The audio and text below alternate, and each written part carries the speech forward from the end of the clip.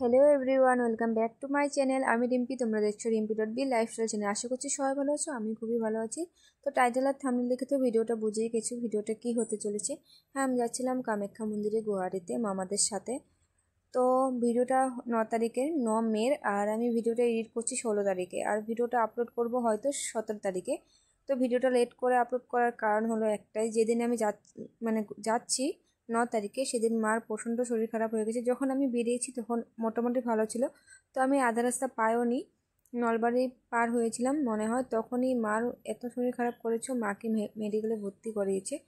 তো তখন আমি শুনতে পেয়েছি, ফোন করে বলেছে যে মাকে মেডিকেলে ভর্তি করেছে। তো প্রথমে সরকারিতে ভর্তি করেছিল, সেখানে ভালো রেসপন্স দেয়নি বলে প্রাইভেটে নিয়ে গেছিলো। তো আমার তখন যে কীরকম লাগছিল সত্যি তোমাদেরকে বলে বোঝাতে পারবো না। আমি যাচ্ছি, এক মন দিয়ে যাচ্ছি, এক মন আমার ঘরেই পড়েছিল, এরকম হয়েছিল আমার। তো যাই হোক, এখন মা ভালো আছে, তোমাদের মায়ের কৃপায়, কামাখ্যা মার কৃপায়, তোমাদের ভালোবাসায় মা খুবই ভালো আছে।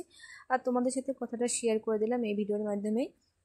তোমরা যদি চাও, আমাকে একটা ফটো তুলে দিয়েছিল, মার একটা ফটো তুলে আমাকে পাঠিয়েছিল, সেই ফটোটা চাইলে আমি দিতে পারি, কিন্তু সত্যি কথা বলতে ফটোটা দেখে এত খারাপ লাগে, এত কষ্ট লাগে, ফটোটা আমি দেখি না, এরকম হয়ে যায়, আমি ফটোটা দেখি না।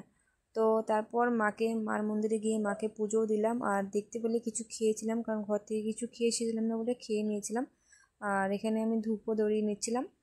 তোমাদেরকে কি বলবো, ভিডিওটা কোথা থেকে কি করেছি না করেছি কিছুই জানি না। ঘর থেকে ভেবেছিলাম ভালোভাবে ভিডিওটা শ্যুট করব, ভালোভাবে তোমাদের সাথে মন্দিরটাও ঘুরে দেখাবো, পুরোটা শেয়ার করব যে কিসের জন্য গিয়েছিলাম ও ভাইয়ের মানসিক ছিল, তো জন্ম চুল কাটানোর, তো সেটাই কাটালো, কাটিয়ে তারপর অন্নপ্রাশন দেবে, তো তার জন্যই। আর তার জন্যই যাওয়া। মাও আসতে চেয়েছিল, অনেক দিন আগের থেকে প্ল্যান ছিল মাও আসবে। তো হঠাৎ করে মার শরীর খারাপ হয়ে গেছে। যেদিন সকালে আমরা বেরিয়েছি সেদিন মোটামুটি বলছে যে এখন আমার ভালো লাগছে শরীরটা, থাক, যা তুই, এরকম বলছে। ভেবেছিলাম আগের দিন রাত্রে পুরো 2টোর সময় আমি ঘুমিয়েছি, মাকে সারা রাত জলপট্টি দিয়েছি, মার প্রচণ্ড জ্বর হয়েছিল, আর এরকম খারাপ হয়ে গেছিলাম বুঝতে পারিনি। তো মা সকালবেলা বললো যে আমি এখন ভালো পেয়েছি, আর বাবাও আসে বাড়িতে, তাহলে যা তুই তুই যা, কে যে আস, এরকম বলছিল। তো কি বলবো তোমাদের, বলো। তোমরা হয়তো আমার জায়গায় থাকলে কি করতে আমি জানি না, কিন্তু তোমরা প্লিজ কমেন্টে এই কথাটা বলো যে আমি আধা রাস্তে ঘুরে আসাটা ঠিক হতো, নাকি মন্দিরের কাছে গিয়ে মার কাছে আমার মাকে সুস্থ করে দেওয়ার জন্য চাইছি সেটা ঠিক। তো আমি ওখানে গিয়ে পুজো দিয়েছি, তো পুজোটাও ভালো করে দিয়েছি, পান্ডা নিয়েছিল, তো ভালো করেই পুজো দেওয়া হয়েছে। আর এখানে চন্ডামিটা দিচ্ছিলো, দেখতে পাচ্ছ, এটাও খেয়ে নিলাম। তো জানি না ভিডিওতে আমি কি রেখে কি বলছি, কিসের ভিডিও করছি আর কার কথা বলছি। যাই হোক, দুজনে তো আমার মার কথাই বলছি। এখন মা মোটামুটি ভালোই আছে।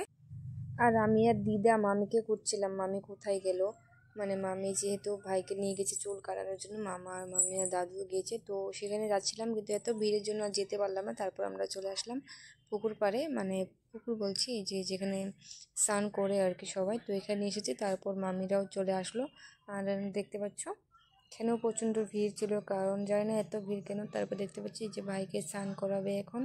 তো চান টান করানো হওয়ার পরে আমরা চলে গেছিলাম মামাদের বাড়িতে, মামাদের বাড়ির থেকে আমরা ঘরে যাচ্ছি। তো তোমাদের ভিডিওটা কেমন লাগলো অবশ্যই কিন্তু কমেন্টে বলবে, আর যদি ভালো লাগে তাহলে লাইক কমেন্ট শেয়ার তো করে দিবে। তো দেখা হচ্ছে নেক্সট ভিডিওতে, টাটা।